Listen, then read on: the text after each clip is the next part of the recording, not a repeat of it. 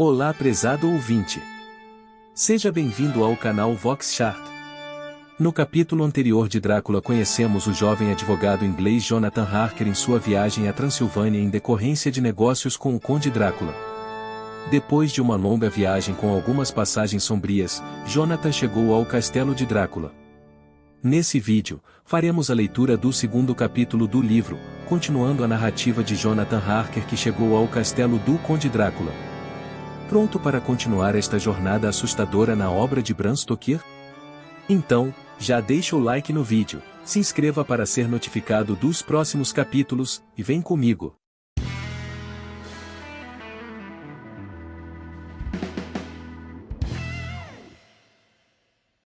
Capítulo 2. Diário de Jonathan Harker, continuação. 5 de maio. Eu devia ter dormido, pois se estivesse inteiramente acordado, teria notado a aproximação de um lugar tão notável. Na escuridão, o pátio parecia muito grande e vários caminhos escuros davam para ele, através de grandes arcos arredondados, que talvez parecessem maiores do que eram na realidade. Quando a caleça parou, o cocheiro me ajudou a descer. De novo não pude deixar de notar sua força prodigiosa. Em seguida, ele tirou minha bagagem, que colocou no chão ao meu lado, diante de uma grande e velha porta de ferro, que se abria na parede de pedra. Subindo de novo para a caleça, o cocheiro sacudiu as rédeas, os animais partiram e o carro desapareceu numa das passagens escuras. Fiquei em silêncio onde estava, sem saber o que fazer. Não havia sinal de campainha, ou de aldrave, e não parecia provável que minha voz penetrasse aquelas paredes e janelas escuras. Tive a impressão de ter esperado um tempo infinito. Em que lugar viera me meter, e com que espécie de gente? Seria essa uma aventura banal na vida de um mero ajudante de procurador, que tinha de explicar a um estrangeiro a compra de uma propriedade em Londres? Ajudante de procurador. Mina não gostaria disso. Procurador, pois pouco antes de sair de Londres eu soubera que fora feliz no concurso que fizera. Era, agora, um procurador. Tive de me beliscar e esfregar os olhos, para ver se estava acordado. Aquilo tudo estava me parecendo um pesadelo horrível, e esperava acordar de repente em minha casa. Mas meus olhos não me iludiam. Estava realmente acordado, nos Cárpatos. A única coisa que me restava era ter paciência e esperar o amanhecer. Justamente quando chegar a essa conclusão, ouvi por trás da porta passos pesados que se aproximavam. Uma chave girou na fechadura, com um rangido característico do desuso, e a pesada porta se abriu. No lado de dentro, estava de pé um velho alto, sem barba e com um comprido bigode branco, vestido de preto da cabeça aos pés. Trazia na mão uma velha lâmpada de prata, cuja chama lançava nas paredes sombras enormes. O velho fez-me sinal para entrar, com a mão direita, num gesto cortês, dizendo, em excelente inglês, mas com uma entonação estranha: Seja bem-vindo à minha casa. Entre por sua livre e espontânea vontade. Não fez menção de avançar para vir ao meu encontro, deixando-se ficar imóvel como uma estátua, como se seu gesto de boas-vindas o tivesse petrificado. Logo que entrei, contudo, ele adiantou-se, impulsivamente, e apertou minha mão com uma força que me fez pestanejar, para o que também contribuiu o fato de sua mão ser fria como gelo, mais parecendo a mão de um morto que a de um vivo. Seja bem-vindo à minha casa. Disse de novo. Entre à vontade, saia são e salvo e deixe aqui um pouco da felicidade que traz. A força com que me apertou a mão era tão semelhante à que eu havia notado no cocheiro, cujo rosto não vira, que por um momento imaginei se os dois não seriam a mesma pessoa. Para me assegurar, perguntei: O Conde Drácula? Sou Drácula. Respondeu ele, com uma mesura cortês. E desejo-lhe boas-vindas à minha casa, Sr. Harker. Entre, a noite está fria e o senhor deve estar precisando comer e descansar. Enquanto falava, colocou a lâmpada num nicho da parede, e antes que eu pudesse impedir, pegou minha bagagem. Protestei, mas ele insistiu. O senhor é meu hóspede. Já é tarde, meus criados não estão por aí. Deixe que eu mesmo cuide do senhor. Fez questão de levar, ao longo de um corredor e de uma escada de pedra, após a qual seguiu por outro corredor de pedra, que terminava numa porta. No fim desse corredor, o conde abriu uma pesada porta e regozijei-me, ao ver uma sala bem iluminada, com uma mesa posta para a ceia e uma lareira onde crepitava bom fogo. O conde depositou minha bagagem no chão, fechou a porta, e atravessando a sala, abriu outra porta, que dava para um pequeno quarto octogonal, iluminado por uma simples lâmpada e que parecia não ter janela alguma. Atravessando-o, abriu outra porta e me fez sinal para entrar. A vista era agradável, tratava-se de um grande quarto de dormir bem iluminado e aquecido por outra lareira. O próprio conde colocou ali minha bagagem e disse, antes de fechar a porta: O senhor há de querer, depois da viagem, fazer sua toilette. Espero que encontre tudo o que deseja. Quando terminar, pode passar para outra sala, onde encontrará a ceia preparada. A luz e o calor, e a cortês recepção do conde, tinham dissipado minhas dúvidas e receios. Voltando ao meu estado normal, verifiquei que estava faminto. Assim, depois de fazer uma toilette rápida, entrei na outra sala. Encontrei a ceia já posta. Meu anfitrião, que estava de pé junto à lareira, mostrou a mesa, num gesto cortês, dizendo: Peço-lhe que sente, e ceie à vontade. Espero que me desculpe por não lhe fazer companhia, mas já jantei e não costumo cear. Entreguei-lhe a carta lacrada que o Sr. Hawkins me confiara. Ele abriu e leu-a gravemente, depois, sorrindo amavelmente, entregou-me para que eu a lesse. Pelo menos um trecho dela, deu-me grande prazer. Lamento que um ataque de gota, moléstia que me ataca com frequência, me impeça, em absoluto, qualquer viagem num futuro próximo. Mas tenho o prazer de comunicar que posso enviar um substituto plenamente capaz, no qual deposito absoluta confiança. É um jovem enérgico e talentoso, à sua maneira, e muito leal. É discreto e pouco falador e se fez homem trabalhando comigo. Estará à sua disposição, para ajudá-lo quando o senhor desejar, e receberá suas instruções a respeito de todos os assuntos. O próprio conde tirou a tampa de uma travessa e eu ataquei imediatamente, um excelente frango assado, que com queijo, salada e uma garrafa de velho Tokay, do qual tomei 2 copos, constituiu minha ceia. Enquanto eu comia, o conde me fez muitas perguntas sobre a viagem e contei-lhe todos os pormenores. Quando acabei de cear, aquecendo ao desejo de meu anfitrião, sentei-me numa cadeira junto do fogo e pus-me a fumar um charuto que ele me ofereceu, desculpando-se, ao mesmo tempo, pelo fato de não fumar. Tive então oportunidade de observá-lo e achei sua fisionomia altamente expressiva. Tem nariz aquilino, narinas dilatadas, testa ampla e bela cabeleira, já rareando nas têmporas, mas muito abundante no resto da cabeça. Suas sobrancelhas são espessas, quase se encontrando sobre o nariz. A boca, pelo que pude ver, sob o bigode espesso, é firme e dura, e os dentes são particularmente aguçados e brancos, projetando-se entre os lábios, cuja cor demonstra extraordinária vitalidade para a sua idade. Quanto ao resto, as orelhas são pálidas e muito pontudas, o queixo largo e forte e as faces firmes, embora finas. O que mais impressionava, no entanto, era a sua extraordinária palidez.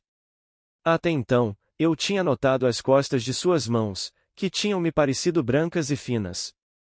Mas vendo-as mais de perto, pude notar que eram bem grosseiras, com dedos fortes.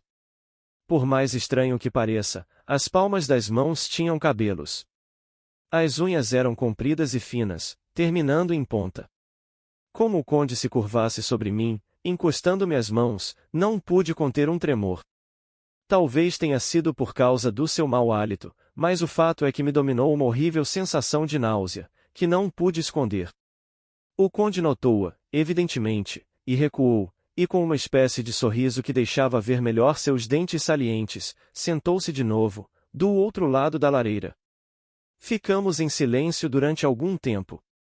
Do vale, vinham os uivos de muitos lobos. Ouça-os, os filhos da noite. Disse o conde, com os olhos brilhando.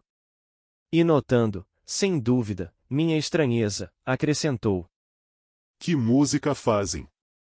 Os senhores, habitantes da cidade, não podem compreender os sentimentos de um caçador.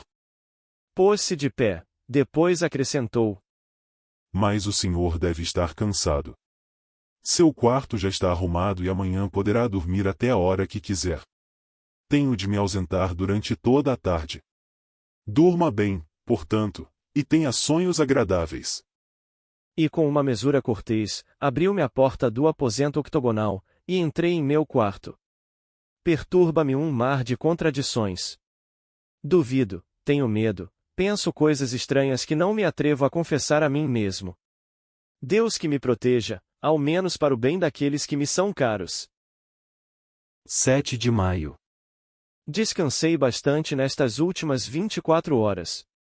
Dormi até tarde e ninguém me acordou. Depois vesti-me, dirigi-me à sala onde ceara, e encontrei uma refeição fria e café ainda quente, pois a cafeteira estava colocada no fogão. Em cima da mesa, havia um cartão, que dizia: Tive de me ausentar por algum tempo. Não espere por mim. D. Terminada a refeição, procurei a campainha, a fim de chamar os criados para tirar a mesa, mas não encontrei campainha alguma.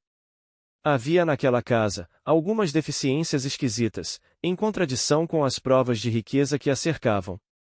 O serviço de mesa era de ouro e tão bem trabalhado que devia ter um imenso valor. Também as cortinas e tapeçarias eram valiosíssimas, mas estavam velhas e mofadas. Em nenhum dos aposentos, nem mesmo no meu toucador, havia um espelho e tive de me valer do espelhinho de barbear que trouxera na minha mala para me barbear ou pentear os cabelos. Ainda não tinha visto um criado ou ouvido qualquer ruído no castelo, a não ser o uivo dos lobos. Algum tempo depois, acabada a refeição, procurei alguma coisa para ler, pois não queria andar pelo castelo antes de pedir licença ao conde. Não havia no aposento livro, jornal ou mesmo material para escrever. Abri a porta do quarto e encontrei uma espécie de biblioteca. Na biblioteca, encontrei satisfeito muitos livros ingleses. No centro havia uma mesa repleta de revistas e jornais londrinos, nenhum deles, contudo, de data recente. Os livros eram sobre assuntos os mais variados e havia até o Guia de Londres. Enquanto estava examinando os livros, a porta se abriu e o conde entrou. Saudou-me cordialmente, e acrescentou: Estou satisfeito que tenha achado o caminho para aqui, pois tenho certeza de que há aqui muita coisa que o interessará. Estes companheiros, disse, apontando para os livros, têm sido bons amigos para mim, e há alguns anos, desde que tive a ideia de ir para Londres, me têm dado muitas horas de prazer. Através deles, aprendi a conhecer sua grande Inglaterra, e conhecê-la é amá-la. Estou ansioso para ir para as ruas repletas de gente de Londres, ver-me no meio do turbilhão da humanidade, compartilhar de sua vida, suas transformações, sua morte. Mas infelizmente, só conheço seu idioma através dos livros. Quero aprender a falá-lo com o senhor. Mas o senhor sabe, e fala o inglês perfeitamente, conde, disse eu. Agradeço, meu amigo, sua apreciação lisonjeira, mas ainda me falta muita coisa. Na verdade, o senhor fala o inglês magnificamente. Não. Respondeu ele. Sei que se fosse para Londres, ninguém ali me tomaria por estrangeiro. Isso não é bastante para mim. Aqui sou nobre, os plebeus me conhecem e sou um senhor. Mas um estranho numa terra estranha não é ninguém. Ficarei contente de ser como os outros, de maneira que quando eu falar, ninguém pare para comentar, é um estrangeiro. Tenho sido senhor tanto tempo, continuaria ainda a ser senhor, ou pelo menos, ninguém seria meu senhor. O senhor não veio aqui somente como agente de meu amigo Peter Hawkins, de Exeter, para conversar comigo sobre minha nova propriedade em Londres. Espero que fique comigo algum tempo, para que, conversando com o senhor, eu possa adquirir o sotaque inglês, corrigindo-me mesmo os pequenos erros. Peço desculpas por ter estado fora tanto tempo, mas sei que perdoará quem tem tantos negócios importantes para tratar. Naturalmente, concordei e pedi-lhe licença para entrar à vontade naquele aposento. O senhor pode ir onde quiser no castelo, exceto naturalmente onde as portas estiverem fechadas à chave. Respondeu ele. Não pode se esquecer de que estamos na Transilvânia, onde os costumes são diferentes dos da Inglaterra, e o senhor aqui poderá ver muitas coisas diferentes. Era evidente que estava disposto a conversar, e fiz-lhe muitas perguntas relativas a fatos que já tinham acontecido comigo, ou que pudera perceber. Às vezes, ele se afastava do assunto, fingindo não compreender, mas em geral, respondeu com muita franqueza. Tornei-me mais audacioso e perguntei-lhe o que significavam as coisas estranhas que vira na véspera, como por exemplo, o fato do cocheiro ter se dirigido aos lugares onde apareciam as chamas azuladas. Segundo dizem, Respondeu ele. na véspera do dia de São Jorge, aparece uma chama azulada nos lugares em que está enterrado um tesouro. Não há dúvida de que existem muitos tesouros enterrados nesta região, pois seu solo foi disputado, durante muitos séculos pelos valáquios, saxões e turcos. Há poucos palmos desta terra que não tenha sido regado com o sangue dos patriotas ou dos invasores. Quando os austríacos e húngaros invadiram o país, os patriotas os enfrentaram nas montanhas. Quando o invasor triunfou, pouca coisa encontrou, pois o que havia, foi escondido no solo. Mas esses tesouros terão ficado tanto tempo escondidos quando era tão fácil procurá-los? Perguntei. O conde sorriu, deixando à mostra os dentes compridos, pontudos. Os camponeses são medrosos. Respondeu. Essas chamas só aparecem numa noite, e nessa noite ninguém desta região tem coragem de sair de casa. Mas vamos falar sobre Londres e minha futura residência. Pedindo desculpas pelo meu descuido, dirigi-me ao quarto, a fim de tirar os documentos de minha mala. Enquanto os estava arrumando, ouvi barulho de porcelana e prata no outro aposento, e quando voltei, notei que a mesa já fora tirada e que a lâmpada não estava acesa, pois escurecera de todo. O conde, estendido no sofá, estava lendo nada mais nada menos que o Guia Bradshaw da Inglaterra. Quando entrei, ele tirou da mesa os livros e papéis e começamos a discutir planos, dados e algarismos de todo o tipo. Ele estava interessado por tudo, e fez-me uma infinidade de perguntas sobre o lugar e seus arredores. Evidentemente estudara muito o assunto, pois estava mais bem informado do que eu mesmo. Como tivesse salientado tal fato, ele retrucou. Não acha natural que assim seja? Quando eu estiver lá, meu amigo Jonathan Harker não estará mais ao meu lado, podendo prestar-me todas as informações de que eu necessitar, pois, sem dúvida, estará em Exeter, a milhas de distância, provavelmente trabalhando com documentos jurídicos, ao lado de meu outro amigo, Peter Hawkins. Tratamos então dos detalhes da aquisição da propriedade de Purfleet. Depois que eu dera ao conde as explicações e de ele ter assinado os papéis necessários, e de haver escrito uma carta para a remessa dos documentos ao Sr. Hawkins, indagou como foi que eu descobrira a propriedade. Li então, para ele, as notas que eu tomara então e que reproduzo aqui. Em Purfleet, num caminho transversal, descobri uma propriedade que parecia adequada, e onde havia um cartaz estragado anunciando que a mesma estava à venda. É cercada por um muro alto de pedras, que há muitos anos não é reparado. Os portões são de carvalho e ferro, roído pela ferrugem. A propriedade é chamada Carfax, sem dúvida a corruptela de 4 faces, pois a casa tem 4 fachadas, que dão para os pontos cardeais. A propriedade deve ter uns 20 acres, cercados inteiramente pelo muro supramencionado. Há muitas árvores que tornam o lugar sombrio, e uma capela nos fundos. Existem poucas casas nas proximidades, sendo uma delas muito grande, ampliada há pouco tempo e transformada em hospício. Não é visível, no entanto, dos terrenos da propriedade. Quando terminei, o conde disse: Sinto-me satisfeito de saber que se trata de uma casa grande e velha. Pertenço a uma velha família e seria horrível para mim ter que morar numa casa nova. Também sinto-me satisfeito por saber que possui uma capela. Nós, os nobres transilvanos, achamos que nossos ossos não devem jazer entre os mortos plebeus. Não estou procurando alegria. Já não sou jovem, e meu coração, depois de acostumado com a morte durante tantos anos, não está afeito à juventude. Tive a impressão, contudo, de que sua fisionomia não estava muito de acordo com as palavras que dizia, ou melhor, que suas expressões davam ao sorriso, algo de malicioso e amargo. Logo depois, pediu licença e retirou-se, pedindo-me para arrumar todos os papéis. Comecei então a examinar os livros, e folheando um atlas, este se abriu, como que por acaso, num mapa da Inglaterra.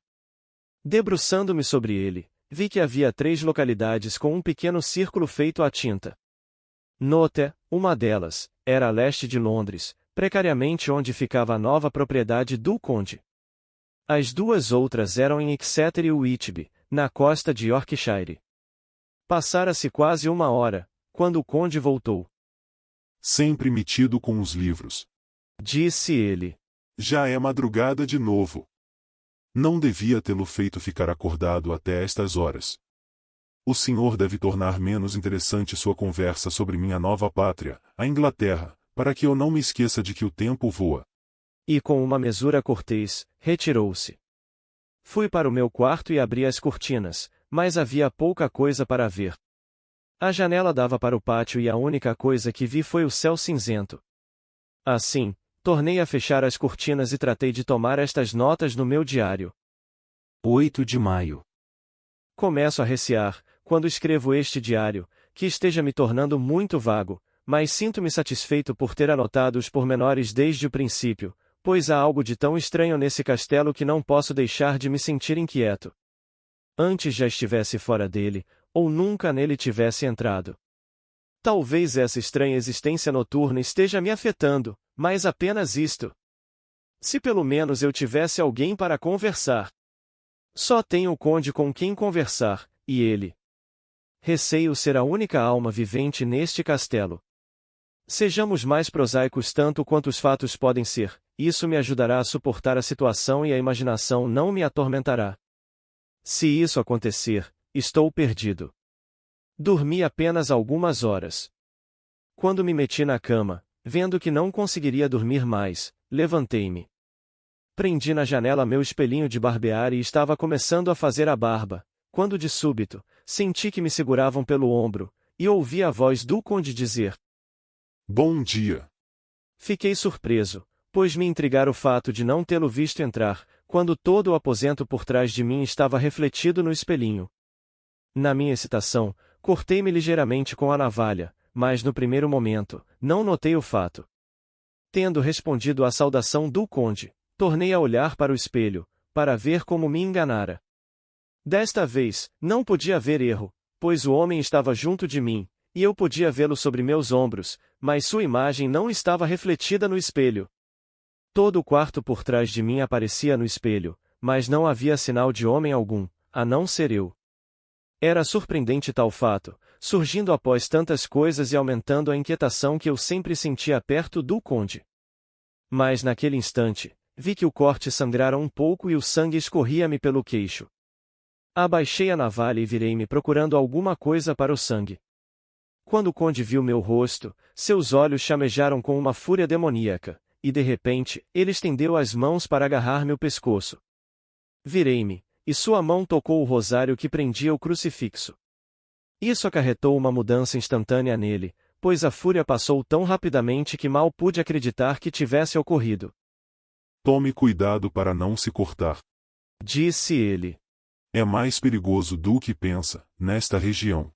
Depois, agarrando o espelhinho, prosseguiu. E foi este maldito objeto o causador de tudo. É um ridículo instrumento da vaidade humana. Fora com ele. E abrindo a pesada janela, atirou o espelho, que se fez em 1000 pedaços nas pedras do pátio embaixo. Depois retirou-se sem dizer mais uma palavra.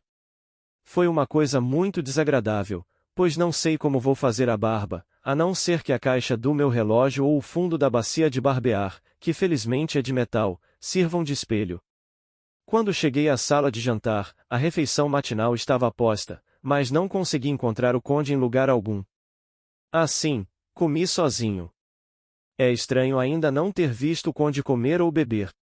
Deve ser um homem bem original. Depois de comer, andei um pouco pelo castelo. Desci a escada e encontrei um aposento dando para o sul. A vista era magnífica. O castelo fica à beira de um terrível precipício. Uma pedra que caia da janela se despenhará por 1000 pés sem tocar coisa alguma. Até onde a vista podia alcançar, só havia as copas verdes das árvores, com um rochedo saliente, de vez em quando.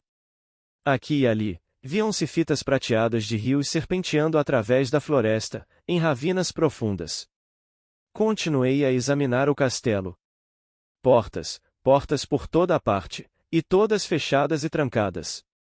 O castelo é uma verdadeira prisão. E sou prisioneiro. E aí, o que achou do capítulo? A história fica cada vez mais sinistra, e como já dizia Galvão, vai se criando um clima terrível. Me diz se você já teria feito as malas e metido o pé do castelo quando o conde não apareceu no reflexo do espelho, e ficou ouriçado quando viu sangue. Comenta aí. Espero que esteja gostando. Então, não esqueça de se inscrever no canal, deixar seu like, e ativar o sininho para não perder o próximo capítulo. Até o próximo vídeo.